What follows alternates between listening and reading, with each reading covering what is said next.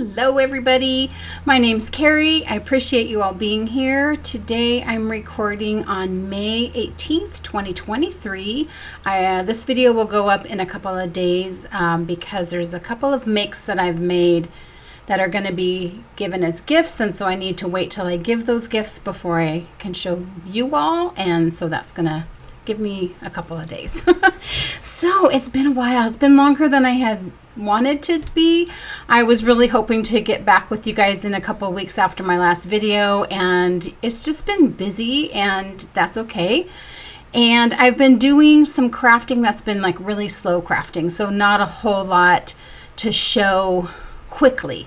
But I think I've got some fun things to share with you, and just kind of, get back in touch. The last time I recorded, I was getting ready to go on a camping trip, which we did and was wonderful. It was absolutely fantastic. We camped along the Deschutes River. We had a campsite right on the river, and the weather was very comfortable, and it was the most relaxing time. There's no cell service or electricity or anything, so you're really unplugged, and we just relaxed and just sat outside and read. I read a whole bunch, and I didn't do as much crafting as I thought I would, but it was just so relaxing. It was really good. And then a few weeks ago we went camping again, kind of in the same area, not really. We were along the Deschutes River, which is a very, very long river, but in a different part of the state. And normally when we go often at the beginning of May. It's very warm, and we like to go at that time because if you go later, it gets kind of warm over there, and so for hiking and stuff, it's a little hot for Violet, and so we like to go early. It was really cold. It was so cold. We ended up coming home early. It never got above 45. It rained, which doesn't rain over there very often. If anybody knows the Central Oregon area, it's very dry. It's a high desert, and it's not usually rainy. And we were getting rain. We had plans to go ride our bikes, and we never took the bikes out of the truck because it was just too cold. So we decided to come home early from that trip, which was pretty disappointing because I love camping over there a lot, and I was really, really looking forward to it, and it didn't work. But we still had fun. We always have fun. I always have fun when I go camping. And then this past weekend was Mother's Day weekend, and I spent the weekend with my mom up in Seattle. She's always wanted to see the opera singer Andrea Bocelli, and asked if I, he was playing in Seattle, and asked if I'd like to go. And so I, of course, say yes. I'm always up for an adventure. And I knew it was the only way that she was going to go was if she had somebody to go with her. So I don't know his music. I don't listen to opera. I know who he is, but it was very enjoyable. It was really fun to see how much enjoyment my mom was getting from it. And, I can appreciate the talent and the skill of the musicians and the singing and all that kind of stuff. So it actually was very fun. We went to the Chihuly Glass Museum, which I've always wanted to do, but never have anytime I've been up to Seattle. I love going to Seattle. The Chihuly Glass Museum was I was just awestruck, just the colors and the textures and just the feel of it. I had such a great time walking through that and going through the glass garden. So they have a garden area where they've put glass installations that kind of match and coordinate with the different flowers. The flowers were blooming. All the rhododendrons were in full bloom. It was a bluebird day. It was so nice. So we had a very, very fun time. So that was a few days of doing that. And then, coming back and trying to get back in the swing of things. I feel like I've been kind of scattered a little. Not, let's be honest, it's not probably any more than it usually is. But I have a whole bunch of pictures from the different events or different activities that I've done that I will put at the end of this if you're interested. I've had a really good last month. It's been like a month since I've last spoken with you. So like I said, I've been doing a little bit of slow crafting. So it all started when I thought, let me just clean out this whatever cabinet or something. I need to start cleaning out and sorting through. Do I really need this craft stuff? Pulled out a pattern, a cross stitch pattern that I had bought a few years ago with the intention of making it for a friend. And I thought, oh, that's right, I have this. I need to do that. And so I like abandoned everything else, got all my floss out, started this cross stitch pattern, and I've been really enjoying it. Now I used to cross stitch a whole bunch before I found knitting, before I found quilting, and that was really a pretty big focus, and made all bunch of stuff for different people, and I just kind of put it away. Like I said, I found knitting and quilting, with quilting first really, and then knitting, and that just sort of took over any of my quilting time. And so I just haven't gone back to it, but I still have like supplies, and I still enjoy it. Well, I've really been enjoying it. It's a very slow craft. If any of you have done cross stitch, you know it doesn't go very fast, and that's okay. I'm good with it. So I did finish the pattern that I pulled out, and this is the pattern I have. It's a Lori Holt pattern, and it's called Pleasant and Gentle. And so it's a lady with her sheep, and it's got a quilt block on the sheep and flowers. So I did it, and here it is. Whoops. So this is going to be for a friend for her birthday, and I just I sewed a border with fabric and then backed it, and there's no batting or anything in it, but it gave it a way that she can hang it without needing a frame and stuff. She can hang it over a doorknob. I left it big enough so she could hang it wherever. So I thought that turned out really cute, and it was really fun. Like, this border took me several days to do. So it is not a craft that goes very fast, but it is very enjoyable. And then when I was making this, I thought, oh, I have another friend that I know would really like this. So I'm making a second one, but it's going to look really different. So my friend Jenny just recently opened a retreat house geared towards quilters. It's Lamb Farm Retreats. I'll put the link to that and anything else down below. And her last name is Lamb, and her logo is a sheep with a heart in the middle, I think, something like that. And I thought, oh, this would be really cute if she wanted to hang it up at a retreat house. So I am making, this is how far I've gotten, making this one for her. Now this is on more of a parchment colored cross stitch fabric, where this was on white. So you can see kind of where I'm at. I'm doing the greenery for the flowers. I decided to outline this one because the white didn't have enough contrast with the cross stitch fabric, and I think that helped it to kind of stand out. So working on that. This system that I have, like I said, I did cross stitch a lot many years ago. So it was before the Q-snap frames, which a lot of people I think use now. But I have these, so I have different size rods, so that if I have a wider piece, I can attach it to a wider piece. I have different pieces of this, and these just unscrew, and so they unscrew and this comes off. And so what I did is, there's a little bit of a fabric that's attached to the wooden dowel, and I just basted with my sewing machine. I basted the cross stitch fabric to it, and just with like a long stitch on my sewing machine. And then what I like about it, as opposed to like using a hoop or something, is there's no distortion. You're not stretching it weirdly because you're putting it in a hoop, or even the Q-snap. So as I move, I can just kind of scroll this back and forth, as I'm working in whatever space. Like, I'm going to be going this way, so I left more room here, but then when I work more at the bottom, I'll just scroll it up.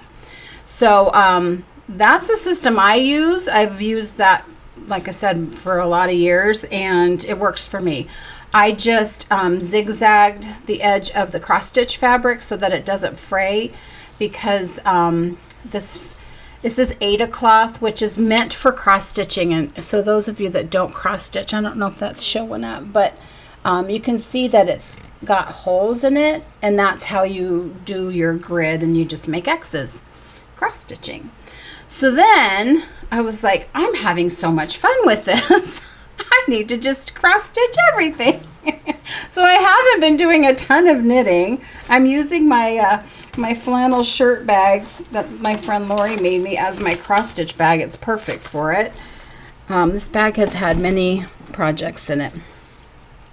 So then I have a friend, another friend, who is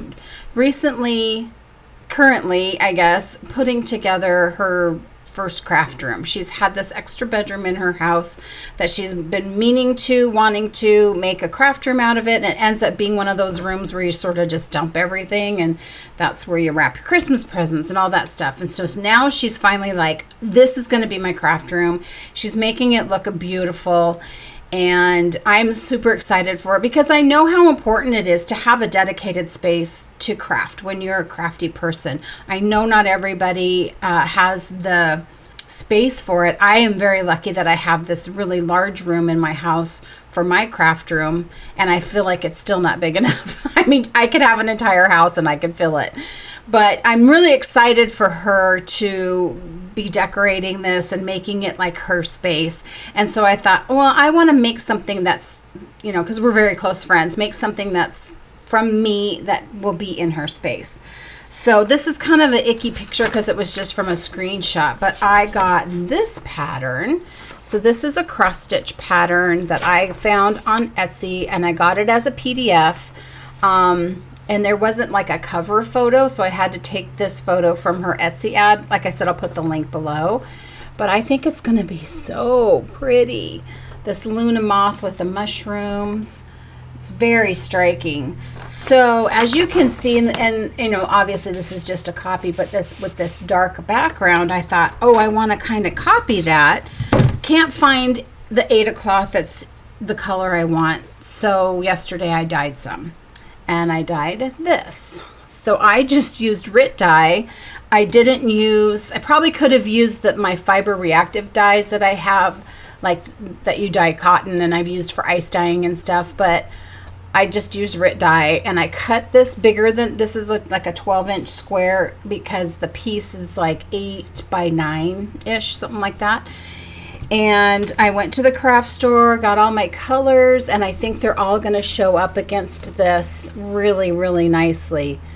So that was fun. I cannot wait to start this. So I will use the same system that I'm using on the lamb one. I'll just use a longer dowel and just do that. So there's a little bit of modeling in the color just because of, you know, being hand dyed. And I think that gives it some neat texture. So it's kind of a bluish, or it's kind of a greenish blue, a little bit of green tint, which is exactly what I wanted. I would have liked it to been a little bit darker. Like when this was wet, it was perfect. And then when it dried a little lighter than I wanted, but I don't know that I could get it any darker, and it'll look just peachy keen and be just fine. So that will be my next cross stitch project once I finish the lamb one, because I'm not gonna start two. Not gonna start to. Gonna finish it because then I end up with too much. Too much. She's got that designer has some really pretty designs that once I get this Luna moth done, if I feel like I want to do another one like it, she's got some really pretty designs. Like I said, she's on Etsy. Downloading a PDF file is all you need because you don't need a pattern, you just need a grid. And I'm gonna try, I downloaded a new to me app, and it's called like Pattern Keeper or something, and it's kind of like using Knit Companion, which I could use Knit Companion for it, but I don't have the ability on my tablet that I have my Knit Companion on to like cross off lines. And in order to keep track, I don't know if you can see, like I've crossed off as I go along, like I did that, so I can keep track of where I am. So this app I'm going to try with the Luna pattern, because it allows you to draw on it. I know with iPads on the Knit Companion you can draw on it, but with my Android, it doesn't allow me to do it. So anyway, I'm going to try it. We'll see. Otherwise, I'll just print it out and use a pen and mark it off. You know, go analog. Sometimes it's easier. Another one of my friends had a birthday in April, and unfortunately, I wasn't able to get with her. I wasn't able to figure out what I wanted to give her for her birthday. And, you know, me, I love to do gifts, and it was really, really bothering me. And it was just like nothing was coming to me. Well, a few weeks ago, I went to IKEA, and I picked up this container type thing called a putta, something like that. And it is a felt box. It is a polyester felt, but I decorated it by sewing on some hexagons. So I did it on both sides. My friend Chip suggested cutting something out on my Cricut. And so I was like, what could I cut out? I want to keep it simple so that I know that I can sew it. And so I thought, well, hexagons are really cute. And so these are little 1-inch hexagons. And what I did is I just had fabric that I put a fusible on, put that in my Cricut to cut out, and it just cut out these like perfect little hexies.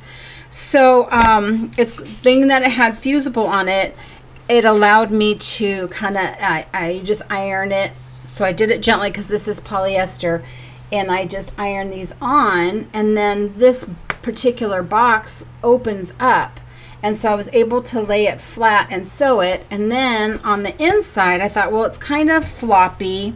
If she wanted to put something substantial in it, it's going to be too squishy. So I just took cut a couple pieces of plastic canvas. Remember that plastic canvas that you can do like needle point or embroidery or something on? So it's flexible but firm. Covered it with some fabric, and then it just fits inside, and then it gives it a little bit more stability so that if she picks it up or whatever, and if she's got something in it, it's not just going to sag out the bottom. So I thought it turned out really cute. I'm really happy with the way it turned out, and I hope that she likes it. I just thought, you know, even if you have it sitting next to you with all your little notions, or you could put a knitting project in it, sewing stuff, whatever. It's just one of those little containers. So I thought it was cute. So that was the other reason to record today, because I'm giving that to her tomorrow along with the cross stitch. So I needed to record so that I can give those gifts. Okay, now I did do a little bit of knitting. I have knit a couple of socks. I knit them on my flatbed Brother knitting machine with a ribber attachment, knit some tubes, and then by hand add the cuff, heel, and toe. So I knit this pair, and I have the other sock, but you don't need to see both of them. This is a colorway by Desert Vista Dye Works called Fern Gully, and I think it's just a really fun, happy colorway. It's a little sparkly. So yeah, it's a sock. And then another sock, I've even worn this a bunch and washed it so that you could see it. So this is called Pop Pop, and it's by Fiber Hustle, and it is just this like neon poppy goodness. Love these socks as well, and same thing, heel, cuff, and toe, and all that kind of stuff. I am currently knitting finishing off the second sock. Oh, I should have brought you the whole, here, let's do this. Let me put it on a sock blocker. All right, this one is, I've got one sock done. I'm working on the toe, and it just kind of I think I'm doing the cuff. Just kind of started on this one. And this colorway is, excuse me, this is my wedding look by Fiber Hustle. And it's like really deep navy with some pink, and I love it. So pretty, and this base is really nice and soft. So this was a new purchase since the last time I saw you, because he added this, and I was like, yeah, I gotta have that one too. So this is also a new purchase, and I have been using my little mini chip basket. I posted a picture when I was camping that it hangs really nicely off my camp chair because I can snap it over the armrest and then it just sits there and I can just sit and knit. And I sat, we were sitting in front of the fire along the river and I'm knitting my sock and it was just lovely. So this, I hope he gets more of, or puts some of these in his shop because this is really a great little sock sack kind of a thing. So this is like a super mini chip basket. Another project that I started before I went camping, the first trip early in April, is called the Easy Scarf, and it is by Martina Bem. Maybe I'll put a picture up, but it makes just this oblong shaped scarf. But you make this triangle and then you go the other direction. So I was gonna use a Fiber Hustle yarn that I had because I thought, oh, that might look really cool, because I feel like if you have kind of a long color repeat for that, it helps to show the shift of direction. And then I was looking in some of the pictures on Ravelry and I saw somebody made it with their hand spun. I thought, you know what? I have some hand spun. I'm pretty sure I have some hand spun that's ready to go. And I did. And it's pretty much fingering weight. So I'm almost done with the ball, and it is in greens and purples and blues. This is a colorway the fiber was from Wound Up Fiber Arts, and this is called Careless. And it is a 90% superwash merino, 10% nylon. And I thought, well, this is perfect, and it is. It is the perfect yarn for this. So I am getting close to finishing. It's super easy. The name of the pattern is Easy Scarf, and it is easy. It's just garter stitch. There's like an increase and a decrease that you have to do, at certain points, and that's it.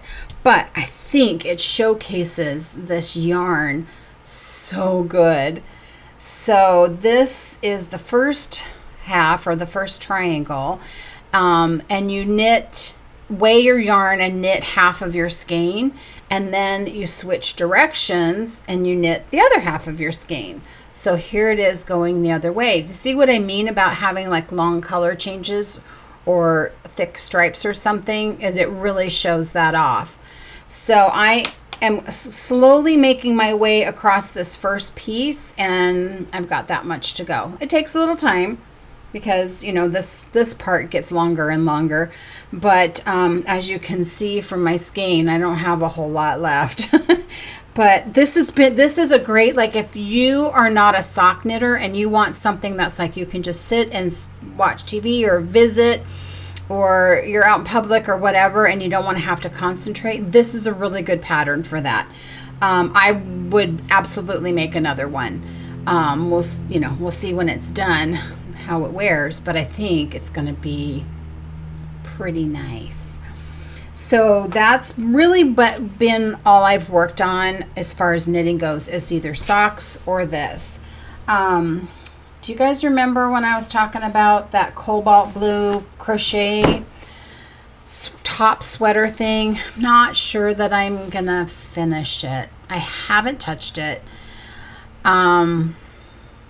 It could be one of those things that I just needed a break from it, maybe. So maybe I shouldn't be pushing it aside too soon. But I just don't think I'm a crocheter. I have tried multiple times, and I just don't think that it's my jam. Although Martin up north just put out this amazing looking shawl that's crocheted and on trollic Tunisian crochet. It is so cool looking that I'm like, I want to do that. And my thought is, because it's a triangle, the long edge, when you get to that point, if you just mirror that and work backwards and make it a square, it would be an amazing little blanket, like for a little kid or something. Right now it's pretty cheap to purchase, and then the price will go up. So I'm tempted to buy it just so that I have it, but then I don't know that I'm going to do it.